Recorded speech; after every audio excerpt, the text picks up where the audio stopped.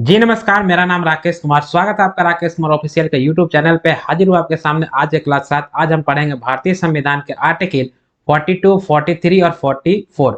जैसा कि आप जानते हैं, हम पढ़ रहे हैं भारतीय संविधान के भाग 4 राज्य के नीति निर्देशक तत्व यानी directive principle of state policy, जिसे शॉर्ट फॉर्म में डीपीएसपी भी कहा जाता है।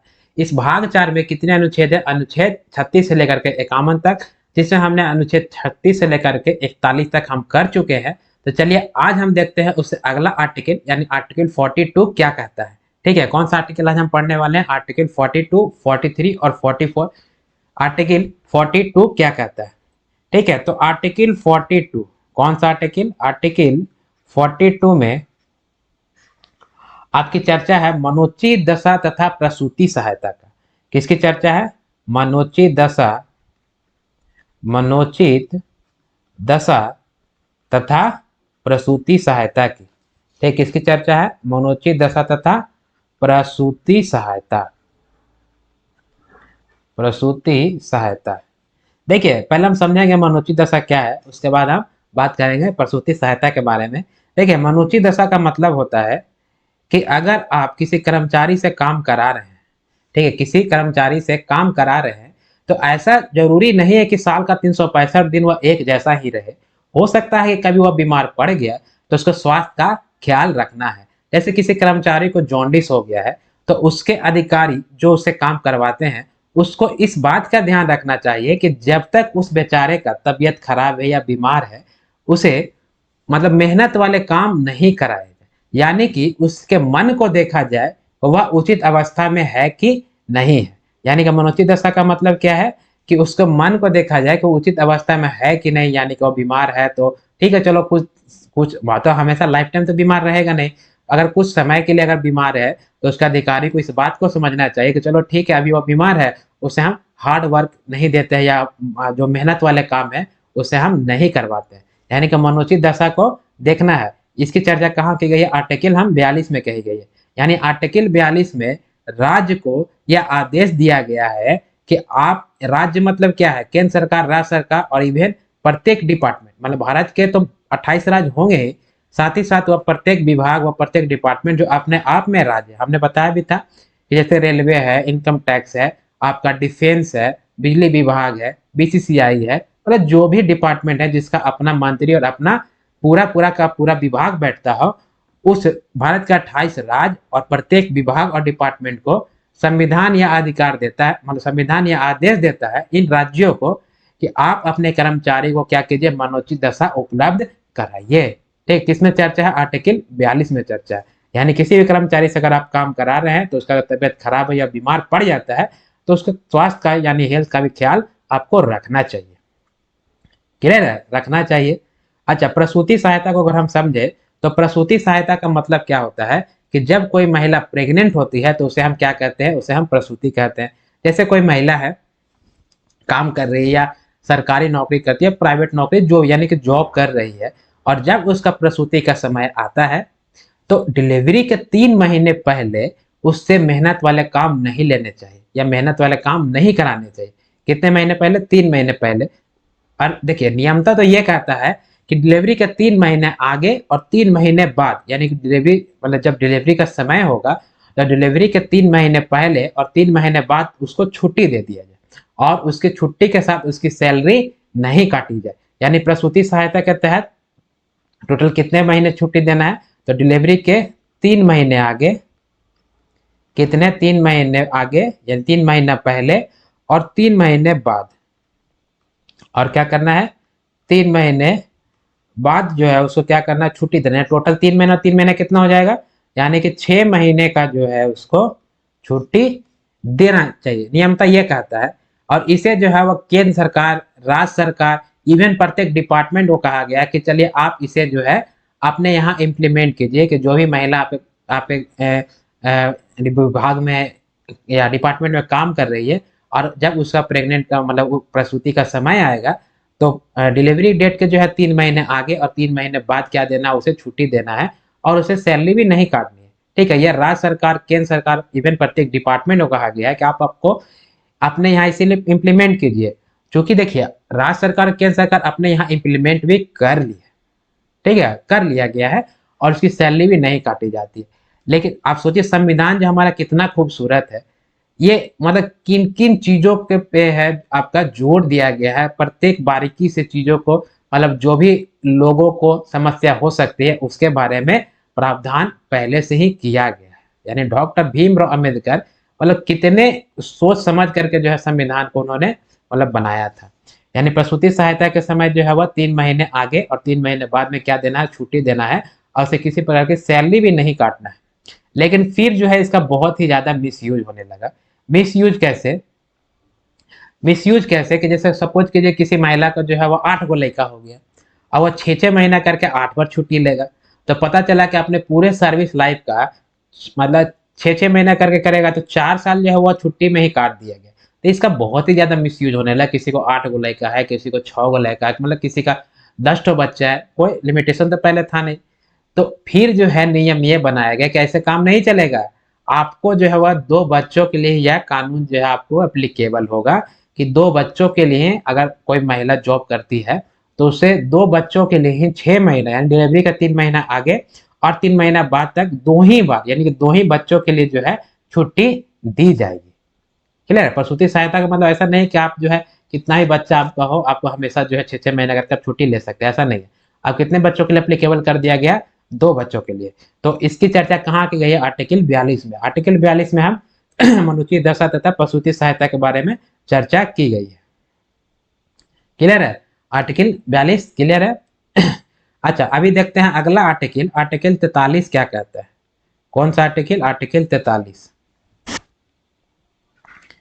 अच्छा, आर्टिकल 43 थोड़ा लंबा होगा तो इसको हम नेक्स्ट स्लाइड ले लेते हैं। कौन सा आर्टिकल पढ़ेंगे हम? आर्टिकल 43।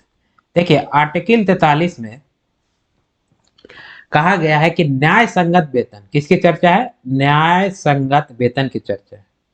ठीक, किसकी चर्चा है? न्याय संगत, न्याय संगत वेतन, न्याय संगत वेतन की चर्चा है।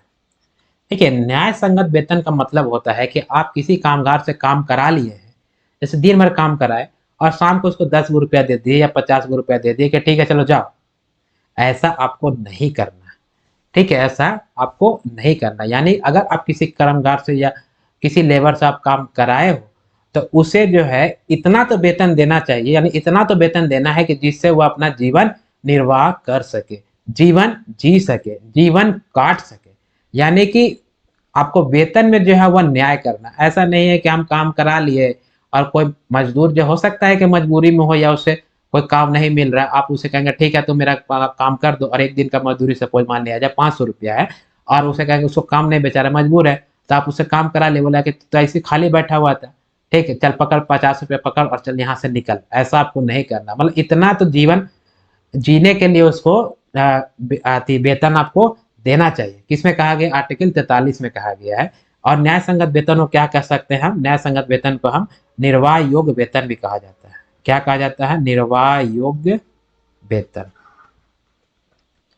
यानी किसी भी कामगार से अगर हम काम कराते हैं तो उसे जो है इतना तो दीजिए ना भैया कि अपना वो जीवन काट सके, जीवन जी सके, इतना तो देना चाहिए ना।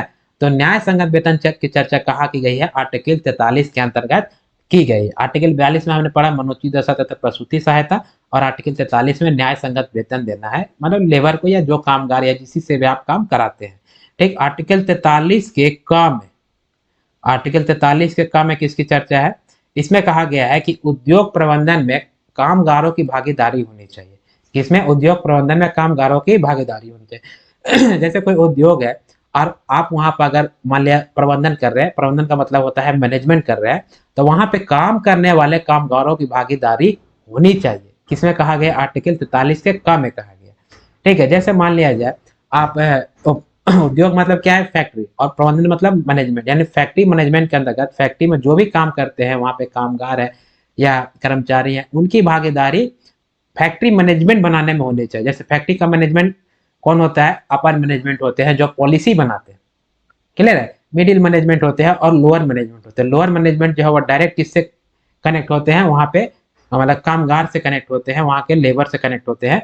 तो आर्टिकल 43 से क्या कहता है कि अगर आप फैक्ट्री में किसी प्रकार का मैनेजमेंट बनाते हैं तो वहां पे काम करने वाले जो कामगार है उसकी रजामंदी होनी चाहिए। ठीक है, इसलिए आप देखते होंगे कि बड़े बड़े फैक्ट्री या बड़े बड़े ऑर्गेनाइजेशन में आप लेबर का यानी कि जो कामगार होते हैं वहां पे उसकी आवाज रखने के लिए या उसके आवाज उठाने के लिए वहां पे ट्रेड यूनियन होती है। वह यूनियन के नेता क्या करते हैं कि मैनेजमेंट के जो अपर मैनेजमेंट होते हैं वो अपर मैनेजमेंट के साथ बात करती है।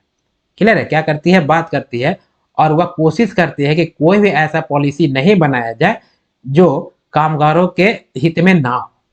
ठीक है, यानी कामगारों के रजामंदी से ही कोई पॉलिसी बनना चाहिए।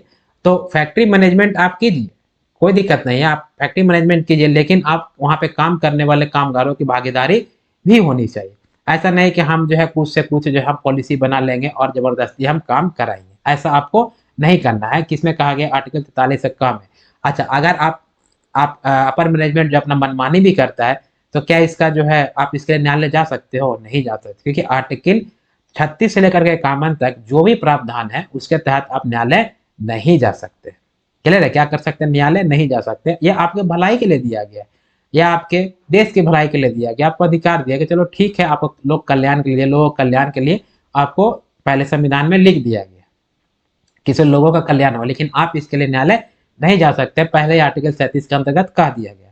तो आर्टिकल 43 से काम में क्या है, आपको 43 से काम में है कि उद्योग प्रबंधन में क्या होनी चाहिए, उद्योग प्रबंधन में कामगारों की भागीदारी होनी चाहिए। क्या होनी चाहिए, कामगारों की भागीदारी होनी चाहिए, कामगारों की भागीदारी। ठीक, क्या होनी चाहिए, कामगारों की, उद्योग प्रबंधन में क्या होनी चाहिए, कामगारों की भागीदारी होनी चाहिए। ठीक है, ऐसे भी आप देखेंगे ना तो अपर मैनेजमेंट के पास इतना समय ही नहीं होता है कि वह लोगों को जो वो इतना पेपर वर्क में ही उलझा रहता है कि आप कामगार के साथ जो है वह मीटिंग कर सके, ये कर सके। तो इसीलिए जो है आपका ट्रेड यूनियन प्रत्येक ऑर्गेनाइजेशन या प्रत्येक बड़े बड़े फैक्ट्री जो बड़े बड़े लेवल पे फैक्ट्रियां होती है उसमें आपको ये ट्रेड यूनियन जो है आपको मिलेंगे। तो आर्टिकल 43 से क में कहा गया कि उद्योग प्रबंधन का में क्या है, कहाँ पे काम करने वाले कामगारों की भागीदारी होनी चाहिए। आर्टिकल 43 का खा कहता है, इसमें आपको सहकारिता की चर्चा है। किसकी चर्चा है, सहकारिता की चर्चा है। देखिए, सहकारिता का मतलब होता है कोऑपरेटिव सोसाइटी। क्या मतलब होता है, कोऑपरेटिव, कोऑपरेटिव सोसाइटी। देखिए, सरकार जो है वह कोऑपरेटिव सोसाइटी यानी सहकारिता को बढ़ावा देती है।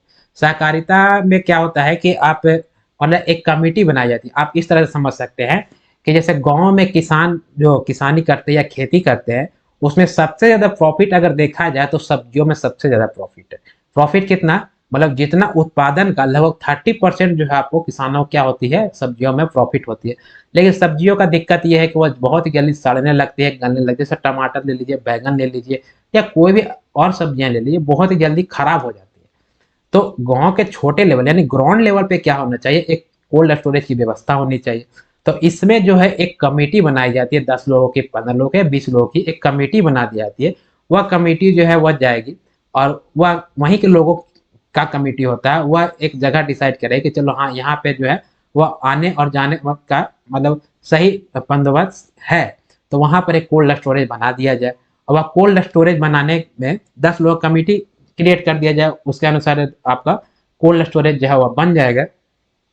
उससे जो देखिए अभी दोनों को फायदा होगा, कैसे, जैसे जो उसका देख रेख करेगा कि कौन सब्जी निकाल रहा है, कौन सब्जी रख रहा है, यानी वो कमेटी देख रेख करेगी, तो उन कमेटी के लोगों को जो है एक प्रकार से रोजगार मिल जाएगा। और जो किसान वहां पे सब्जियां रख रहे हैं उससे कुछ चार्ज ले लिया जाएगा। ठीक है, चलो ठीक है, तुम 5 केजी का जो है 1 रुपया दे दो, या 1 केजी का 1 रुपया, 1.5 रुपया, जो भी एक मिनिमम चार्ज हो वो उसको आपको कमेटी को देना होगा, यानी कोल्ड चेम्बर के लिए।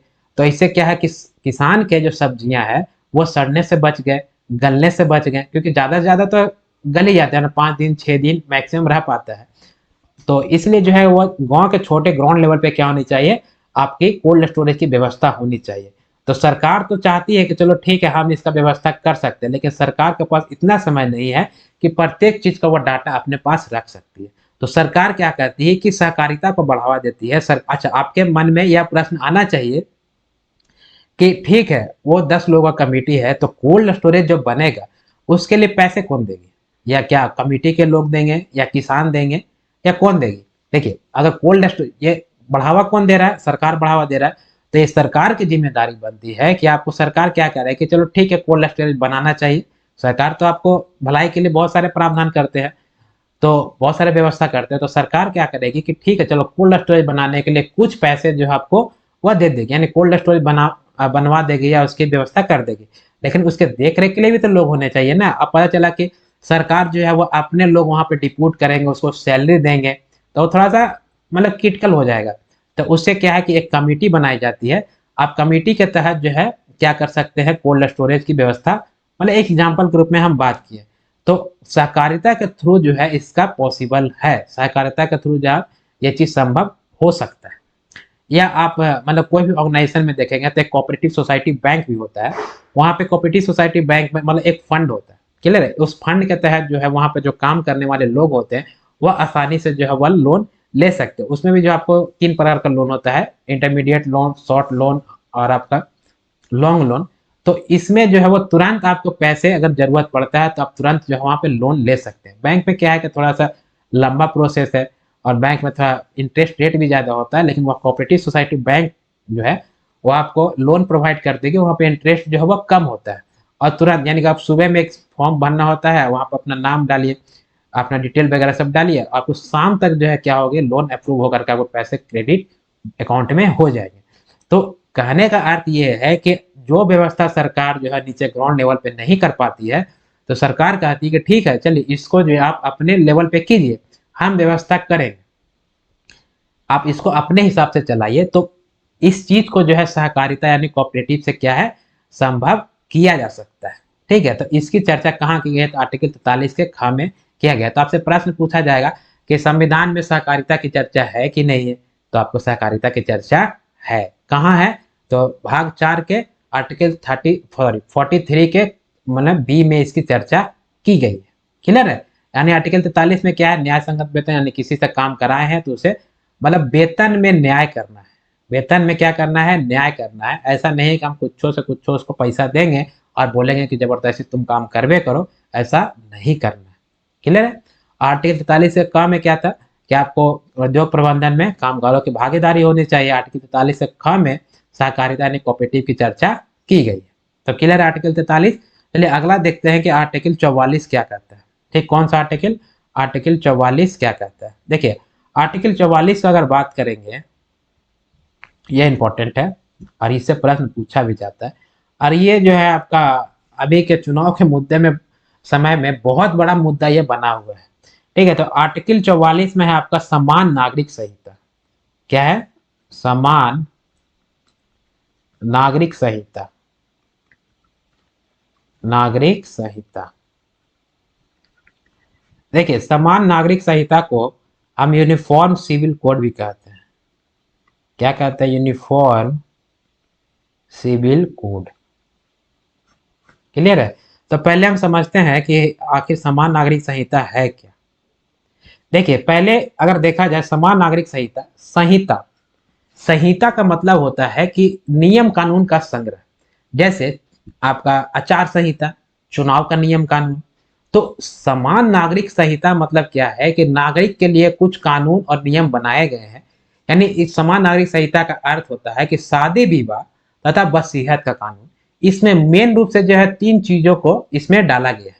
ठीक है, वह 3 चीज कौन कौन से हैं? तो पहला कहता है आपका शादी विवाह। ठीक, क्या है? शादी विवाह। दूसरा है आपका तलाक। क्या है? तलाक। दूसरा है तलाक और तीसरा, अच्छा इसको थोड़ा सा बड़ा करके लिखते हैं। इसमें 3 चीजों की चर्चा की गई है। ठीक है, वह 3 चीजें कौन है? पहला आपका शादी विवाह,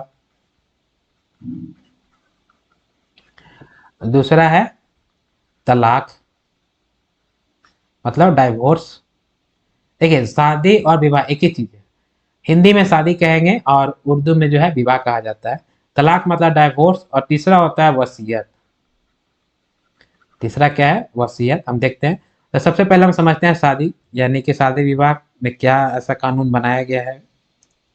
देखिए शादी विवाह कहने का मतलब क्या है कि जैसे शादी में रीतियां सबकी अलग अलग हो सकती है, माने शादी करने का तरीका अलग अलग हो सकता है। जैसे कोई 7 फेरा लेगा, या कोई जो है वो कबूल है बोलेगा, या कोई मोमबत्ती जलाएगा। जैसे आप देखते होंगे कि हिंदू धर्म में जो है शादियां की जो रीति होती है वह 7 फेरों के साथ मतलब कंप्लीट होती है।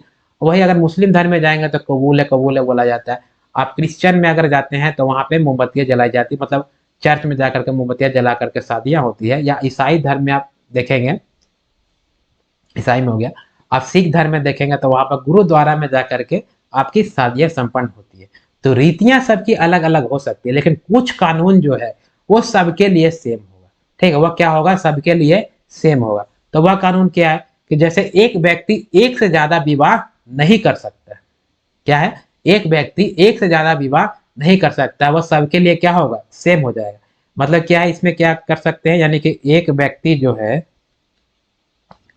एक व्यक्ति एक से ज्यादा विवाह नहीं कर सकता, एक से ज्यादा विवाह नहीं कर सकता है। यह क्या होगा, यह सबके लिए समान हो जाएगा। यह क्या होंगे, सबके लिए समान होंगे। समझ में आ रहा है? ठीक है, यानी कुछ कानून ऐसे होंगे जो सबके लिए सेम रहेंगे। ऐसे एक व्यक्ति एक से ज्यादा विवाह नहीं कर सकता। अभी क्या है कि मुस्लिम धर्म में मतलब 2 शादियां इजिली हो जाती है। ठीक, कितनी शादियां, 2 शादियां ये मुस्लिम धर्म में से पर्टिकुलर में एक किसी एक धर्म को हम बदनाम नहीं करेंगे। आपको हिंदू धर्म में भी कुछ कुछ लोग ऐसे होते हैं कि जो कि 2 शादियां कर लेते हैं, या पंजाबी या आपको किसी भी धर्म में आपको 2 शादियां मतलब हो जाती है। तो इस चीज को रोकने के लिए समान नागरिक संहिता को लाना बहुत ही जरूरी था। कि क्या, कि मतलब इसे लाने से फायदा क्या होगा, लाने से क्या होगा कि आप एक व्यक्ति जो है वह एक से ज्यादा विवाह नहीं कर पाएगा, ये सबके लिए सेम हो जाएगा। क्लियर है, ये सबके लिए क्या होगा, सेम हो जाएगा। हाँ, ये हो सकता है कि रीतियां अलग अलग हो सकती है, कि कोई 7 फेरा ले लेगा, चलो ठीक है, कोई कबूल है बोलेगा, वो भी ठीक है, मोमबत्ती जलाएगा, गुरुद्वारा में जाएगा। शादियां की रीतियां अलग अलग हो सकती है, लेकिन एक व्यक्ति को क्या होगा कि एक से ज्यादा विवाह नहीं कर सकता। ठीक, क्या नहीं कर सकता है, एक से ज्यादा विवाह नहीं कर सकता है। अच्छा, इसमें शादी विवाह का मतलब समझ गए, आपको भी समझ में आया होगा। ठीक है, दूसरा देखते हैं कि तलाक। तलाक मतलब क्या है, शादी तोड़ने के लिए भी आपको सेम एक ही कानून होगा। शादी तोड़ने का इन द सेंस क्या है कि आपको शादी तोड़ने के लिए जो है सबूत देना होगा कि हाँ चलिए हम इसके साथ जीवन व्यतीत नहीं कर सकते। यानी कि अगर कोई पत्नी है तो पति के साथ जीवन व्यतीत नहीं करना चाहती है, तो उसके लिए आपको सबूत देना होगा। या पति जो है अपने पत्नी के साथ जीवन व्यतीत नहीं करना चाहती है, तो उससे भी मतलब शादी तोड़ने के लिए क्या करना होगा, सबूत देना होगा। ऐसा नहीं है कि हम तलाक तलाक तलाक बोले और आपका शादी समाप्त हो जाए, ऐसा नहीं हो सकता, ऐसा होगा ही नहीं। जैसे पहले क्या था ना कि आप मुस्लिम धर्म में ज्यादातर देखा जाता है कि आपका 3 बार तलाक तलाक तलाक बोले तो शादी समाप्त। अरे भैया, शादी इतना पवित्र बंधन है। आप ये दो मतलब एक महिला और एक पुरुष का मतलब पूरा जीवन उसके साथ जुड़ा हुआ है। और पूरा, और सिर्फ महिला और पुरुष का ही नहीं होता है, उसके माता पिता, उसके बच्चे, तो सबका भविष्य खराब होने लगता है ना। तो इसके लिए जो है कानून लाना बहुत ही ज्यादा जरूरी था कि आपको जो है वह सबूत देना पड़ेगा कि चलो ठीक है, आप इसके साथ जीवन व्यतीत क्यों नहीं करना चाहते। और अगर किसी का गलती होता है तो न्यायालय में जो है आपको क्या होता है कि आपको कोशिश करते हैं, आपको घर के परिवार वाले कोशिश करते हैं किसी तरह से आपको शादी जो है बचा लिया जाए। क्लियर है, शादी किया जाए, बचा लिया जाए। क्योंकि इससे देखिए माता पिता अलग परेशान, जिसका शादी टूट रहा है वो भी परेशान, और सबसे ज्यादा इफेक्ट पड़ता है उनके बच्चों के ऊपर। यानी कि जब बच्चे जब ये चीज देखते हैं ना, तो वही चीज वो सीखते हैं और वो आगे वही चीज करेंगे। तो माता पिता को भी समझना चाहिए, मतलब पति पत्नी को भी समझना चाहिए कि हम जो अगर कुछ गलतियां हो गई है तो चलो उस गलती को हम एक्सेप्ट कर लेते हैं, तलाक नहीं होना चाहिए। और अगर मान लिया मैटर बहुत ही ज्यादा मतलब ऊपर लेवल तक पहुंच गया है, क्योंकि देखिए न्यायालय जो है वह आपको अधिकार दिला सकता है, ठीक है, लेकिन जो एक विश्वास है वो आपको नहीं दिला सकता है। क्लियर है, तो आपको तलाक के लिए भी क्या है, आपका न्यायालय का रास्ता अपनाना पड़ेगा। ठीक है, ऐसा नहीं है कि हम तलाक तलाक तलाक बोले और शादी समाप्त हो जाएगा, आपको कोर्ट का रास्ता अपनाना पड़ेगा। जैसे एक अपराधी को सजा देने के लिए आप न्यायालय का रास्ता अपनाते हैं या न्यायालय जाते हैं, उसी प्रकार से आपको शादी तोड़ने के लिए यानी कि तलाक यानी डाइवोर्स के लिए भी आपको क्या करना होगा, कोर्ट का सहारा लेना पड़ेगा, कोर्ट का रास्ता अपनाना पड़ेगा।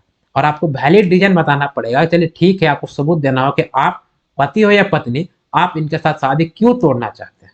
तो आपका तलाक का भी नियम क्या होगा, सबके लिए सेम होगा, चाहे वो हिंदू धर्म में हो, मुस्लिम धर्म या कोई अन्य धर्म में क्यों ना हो। ठीक है, तलाक के लिए भी क्या होना होगा, आपको न्यायालय का रास्ता अपनाना पड़ेगा। ठीक है, क्या करना पड़ेगा, आपका न्यायालय का रास्ता अपनाना पड़ेगा, या आपको कानून बना दिया गया या मस्ट कर दिया गया है। क्लियर है, किसी भी धर्म में हो। तो शादी विवाह में क्या था कि एक व्यक्ति एक से ज्यादा विवाह नहीं कर सकता, ये सबके लिए सेम था। तलाक में भी जो है आपको तलाक के लिए कोर्ट का रास्ता अपनाना पड़ेगा और आपको वैलिड रीजन देनी होगी कि आप इसे शादी क्यों तोड़ रहे हैं। क्लियर है। अच्छा, वसीयत में भी आपको एक कानून सेम हो जाएगा। वसीयत का मतलब होता है उत्तराधिकार। क्या होता है, वसीयत का मतलब होता है आपका उत्तराधिकार। क्या होता है, उत्तराधिकार। देखिए, उत्तराधिकार कहने का सेंस क्या है कि भारत में काफी लंबे समय से महिलाओं को वसीयत यानी उत्तराधिकार में अधिकार नहीं था, महिलाओं को। और ज्यादातर देखा जाए तो हिंदू धर्म में ही ऐसा था कि महिलाओं को जो है वसीयत में मतलब अधिकार नहीं मिलता था, लेकिन इधर कुछ सालों से जो है महिलाओं को भी अधिकार दे दिया गया। जैसे इन द सेंस आप इस तरह से समझ सकते हैं कि जैसे कोई पिता है, ठीक है, पिता यानी कोई फैमिली है, फैमिली में बेटे भी होंगे और बेटियां भी होंगी। तो हिंदू धर्म में क्या होता था कि बेटियां जो है वो शादी विवाह करके तो अपने ससुराल चली जाती थी, तो पूरा का पूरा संपत्ति जो है वो भाइयों में बंटवारा हो जाता था। लेकिन इस कानून के आने से क्या होगा कि महिलाओं को भी क्या कर दिया गया, अधिकार दे दिया गया कि जितना मतलब आपका जमीन है या संपत्ति है, जितना अधिकार एक पुत्र बेटे को होगा उतना ही अधिकार क्या होगी, बेटिया को भी होगी। अच्छा, वो अलग सी बात हो सकती है कि अगर कोई बेटिया जो है वह लेना नहीं चाहती है, क्योंकि देखिए शादी विवाह करने करके तो वो चली जाती, और जो परंपरा शुरुआत से होते चली आ रही है, अगर उसको बीच अचानक से हम देखेंगे मतलब तोड़ेंगे, यानी कि अब बेटिया कहेगी ना हम आप संपत्ति में, हम मेरे पापा का संपत्ति जिस तरह से तुम्हारा अधिकार उस तरह से मेरा भी अधिकार है, तो कानूनी अधिकार है कि चलो ठीक है आप ले सकते हैं। लेकिन उससे क्या होगा कि जो परंपरा जो लोग देखते आते हैं ना, अगर उसमें कुछ भी चेंजिंग होता है तो उसको एक्सेप्ट करने में क्या है, थोड़ा समय लगता है। हाँ, अगर आप अभी कोई बेटियां बोले कि हम अपने घर में पिता की संपत्ति में हम मेरा भी अधिकार है हम भी लेंगे, तो हो सकता है अभी के लिए वो खराब लगे, लेकिन आगे 10 साल 15 साल या 20 साल जैसे जैसे समय बीतता जाएगा, तो फिर जो है वो आगे जनरेशन के जो लोग होंगे उन लोग को लगेगा चलो ठीक है, आपका जिस तरह से बेटे का संपत्ति में अधिकार है उसी तरह से बेटियों का भी अधिकार होता है। उस समय उतने खराब नहीं लगे, लेकिन अभी जो है अचानक से होगा तो खराब, थोड़ा समय लगेगा इसको एक्सेप्ट करने में। देखिए हिंदू धर्म में ऐसा था, लेकिन मुस्लिम धर्म में चूंकि पहले से भी था कि आपको जो बेटे का जो अधिकार होता था उतना ही बेटियों को भी अधिकार दिया जाता था। तो वसीयत यानी कि उत्तराधिकार में क्या है, एक पिता के संपत्ति में जो आपको बेटे का भी अधिकार होगा और बेटिया का भी अधिकार होगा। मतलब संपत्ति किसी तरह का हो सकता है, सोना चांदी ज्वेलरी हो या जमीन हो, दोनों का अधिकार समान होगा। किसके अंतर्गत, वसीयत के अंतर्गत। तो देखिए ये तो आपको प्रत्येक राज्य जो है वो मतलब प्रत्येक राज्य मतलब कोई कोई राज्य जो है वो अपने अपने हिसाब से समान नागरिक संहिता जो है वह लागू किया हुआ है, लेकिन पूरे भारत में लागू करने के लिए केंद्र सरकार से तो एक तो लागू कराना पड़ेगा। चलो हाँ ठीक है, केंद्र सरकार से आप यूनिफॉर्म सिविल कोड यानी समान नागरिक संहिता लागू करा दी, तब पूरे भारत में जो है क्या होगा, लागू हो जाएगा। अच्छा, समान नागरिक संहिता जो है वो सबसे पहले किस राज्य में लागू किया गया था, तो गोवा में। ठीक है, किसमें, गोवा में सबसे पहले किया गया है, यह प्रश्न आता है। सॉरी। सबसे पहले किस राज्य में लागू किया गया, तो गोवा में जो है समान नागरिक संहिता जो है लागू किया गया। यानी समान नागरिक संहिता का मतलब क्या है, जिसमें मेन रूप से जो है 3 चीजों को जोड़ा गया था। पहला क्या है, शादी विवाह। मतलब शादी विवाह के लिए क्या है कि जो है अब शादियां की रीतियां अलग अलग हो सकती है, शादियां अलग अलग कर सकते हैं, लेकिन क्या है वो एक व्यक्ति एक से ज्यादा विवाह नहीं कर सकता है, यह क्या होंगी सबके लिए सेम कर दिया गया है। तलाक में भी क्या है कि आपको सबूत देना होगा कि आप तलाक क्यों लेना चाहते हो, पति या पति जो भी लेना चाहता है उसको सबूत देना होगा, आपको उचित वैलिड रीजन बताना पड़ेगा और आपको न्यायालय का रास्ता अपनाना पड़ेगा आपको तलाक के लिए, यह सबके लिए सेम हो जाएगा। वसीयत में जो है भाई उत्तराधिकार पहले महिलाओं को नहीं था, अब जो है महिलाओं को भी जो है पिता का संपत्ति में अधिकार दिया गया है, यानी कि जितना आपका बेटे के लिए होगा उतना ही बेटियों के लिए भी होगा। ठीक, और इसको सबसे पहले समान नागरिक संहिता को किस राज्य ने लागू किया था, तो गोवा राज्य ने इसे लागू किया था। क्लियर है। तो आज हम पढ़े आर्टिकल 42, 43 और 44, यानी 42, 43 और 44 हम आज पढ़ चुके हैं। अच्छा, नेक्स्ट क्लास में हम देखेंगे कि आर्टिकल 45, 46 और 47, या हम कोशिश करेंगे कि जो भी आर्टिकल बचे हुए हैं यानी कि 45 से लेकर के 51 तक हम सारा अगले क्लास में कोशिश करेंगे समाप्त करने का, और उसके बाद हम भाग 5 स्टार्ट करेंगे। ठीक है, तो आज हम क्या क्या पढ़े हैं थोड़ा सा हम रिवाइज कर लेते हैं। ठीक है, तो आज हमने पढ़ा आर्टिकल 42 के बारे में। तो आर्टिकल 42 में क्या था, मनोचित दशा तथा प्रसूति सहायता। मनोचित दशा में कर्मचारी को जो है अगर मान लिया तबियत खराब हो या बीमार पड़ जाए तो उसके अधिकारी को यह देखना चाहिए कि उसे मतलब मेहनत वाले काम नहीं कराएं, हार्ड वर्किंग जो है नहीं कराएं जब तक वह बीमार है। क्लियर है। और प्रसूति सहायता में आपको डिलीवरी के 3 महीने पहले और 3 महीने बाद में उसको छुट्टी दिया जाता है और किसी प्रकार सैलरी नहीं काटी जाती है। प्रत्येक डिपार्टमेंट में ऐसा मतलब इम्प्लीमेंट कर दिया गया। और ये कितने बच्चों के लिए एप्लीकेबल होता है, तो 2 बच्चों के लिए एप्लीकेबल होता है। वही हम आर्टिकल 43 में देखा कि न्याय संगत वेतन के बारे में कहा गया है कि आप किसी भी कामगार से काम कराते हो तो भैया इतना तो देना चाहिए ना कि वो अपना जीवन जी सके, जीवन काट सके, जीवन का निर्वहन कर सके। क्लियर है। तो न्याय संगत वेतन की चर्चा कहाँ की गई, आर्टिकल 43 में। आर्टिकल 43 का काम में कहा गया है कि आपको उद्योग प्रबंधन फैक्ट्री मैनेजमेंट में वहाँ पे काम करने वाले कामगारों की भागीदारी होनी चाहिए, जरूरी भी है, उसके हित में उसके रजामंदी सब कुछ होना चाहिए भाई वहाँ पे काम कर रहे हैं तो, क्योंकि फैक्ट्रियाँ जो है वह कामगारों से ही चलती है। अगर वो काम नहीं करेंगे तो मैनेजमेंट वाले क्या करेंगे, कुछ नहीं कर सकते। वही आर्टिकल 43 खा में कहा गया सहकारिता यानी कोऑपरेटिव सोसाइटी की चर्चा की गई है। सरकारिता को जो है सरकार क्या करती है, बढ़ावा देती है कि चलो ठीक है ये आपको करना चाहिए। आर्टिकल 44 में जो है वह समान नागरिक संहिता की चर्चा, जिसे यूनिफॉर्म सिविल कोड कहा गया। ठीक है, इसमें 3 चीजों को मेन रूप से जोड़ा गया था, शादी विवाह, तलाक और वसीयत। मतलब शादी विवाह में क्या है, आपको एक व्यक्ति एक से ज्यादा शादी नहीं कर सकता है, अगर ऐसा करता है तो वह अपराध है। तलाक के लिए भी सेम है कि आपको तलाक करने के लिए जो है आपको शादी तोड़ने के लिए वैलिड रीजन बताना पड़ेगा और न्यायालय का रास्ता अपनाना पड़ेगा। सबसे बड़ा चीज है न्यायालय का रास्ता अपनाना पड़ेगा। आप तलाक तलाक तलाक ऐसे बोलने से शादी नहीं टूटता, और ये उचित भी नहीं है। क्लियर है कि क्या है, उचित भी नहीं है। और वसीयत मतलब होता है अधिकार में बेटे का भी अधिकार होगा और बेटियों का भी अधिकार होगा। और समान नागरिक संहिता को सबसे पहले गोवा राज्य ने लागू किया था।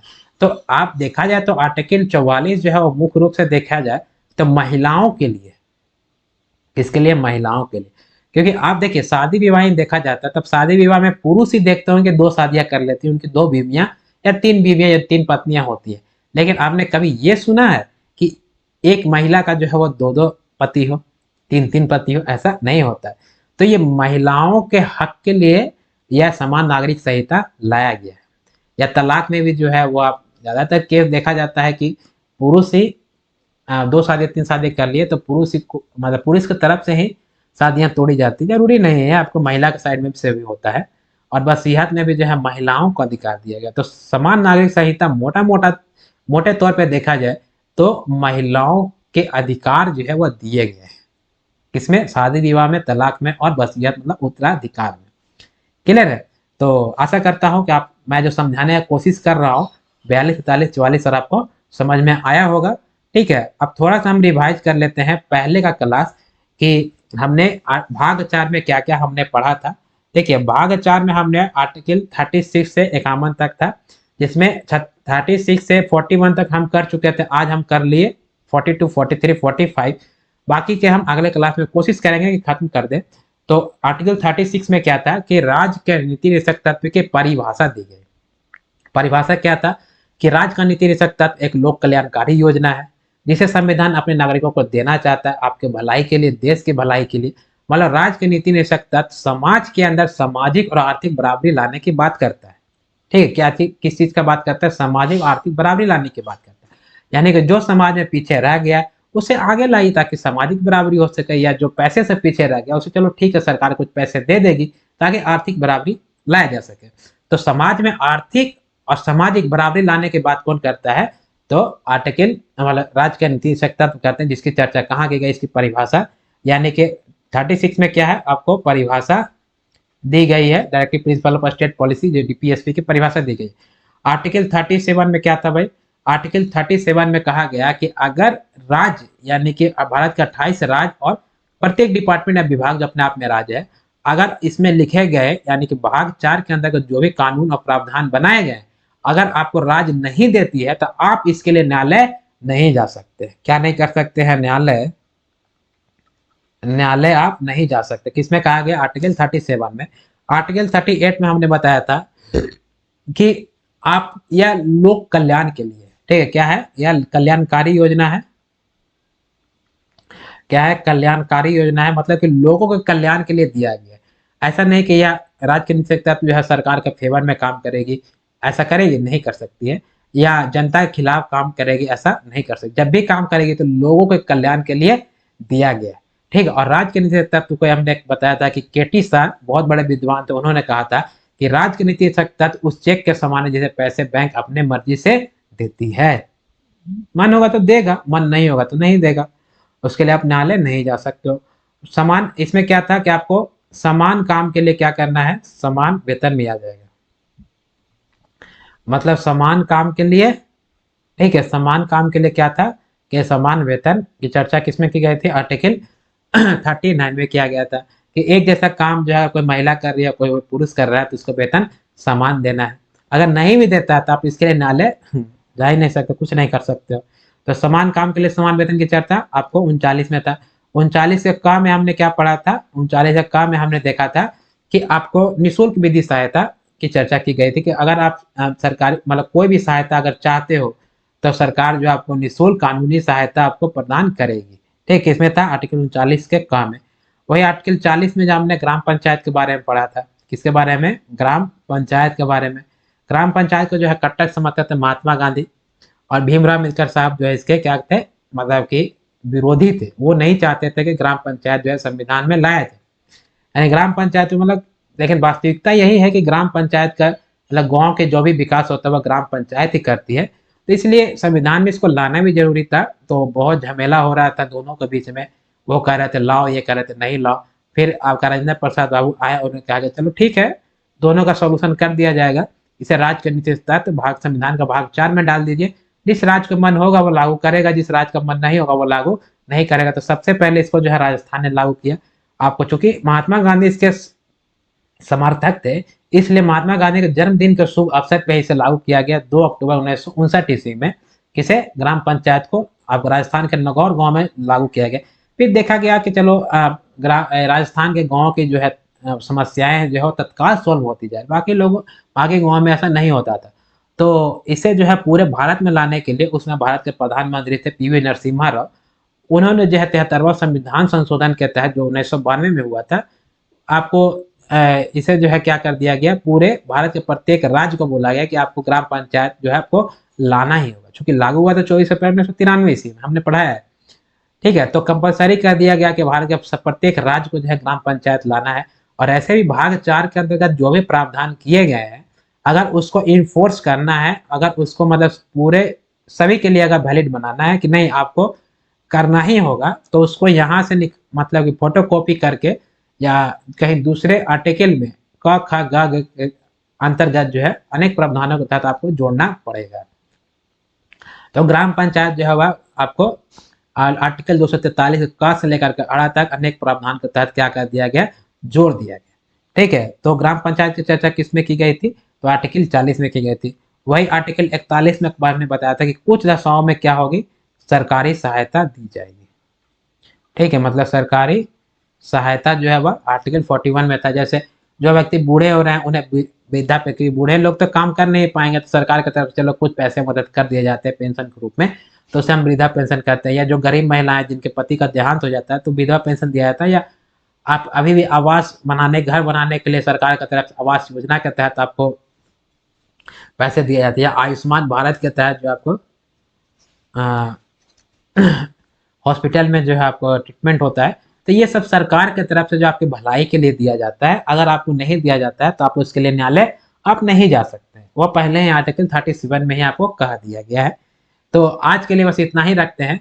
यानी कि आज हमने पढ़ा था आर्टिकल 42, 43 और 40, सॉरी 42, 43 और 44। तो आशा करता हूँ कि जो हम समझाने की कोशिश की है आप लोग को समझ में आया होगा। फिर भी अगर किसी प्रकार का डाउट रह जा रहा है तो आप हमारे कमेंट बॉक्स में कमेंट कीजिए। मैं कोशिश करूंगा कि आपके प्रॉब्लम को सॉल्व कर पाऊँ। तो आज के लिए बस इतना ही। हाँ, अगर हमारे चैनल को अभी तक सब्सक्राइब नहीं किया है तो चैनल को सब्सक्राइब कीजिए। क्लास अच्छा लग रहा है तो लाइक कीजिए, अदरवाइज डिसलाइक कीजिए अगर अच्छा नहीं लग रहा है तो। और हमारे क्लास को अपने दोस्तों के साथ अपने परिवारों के साथ शेयर कीजिए ताकि यह जानकारियां उन लोगों के पास ही पहुंच पाए। तो फिर मिलते हैं अगले क्लास में, तब तक के लिए जय हिंद, जय भारत, नमस्कार।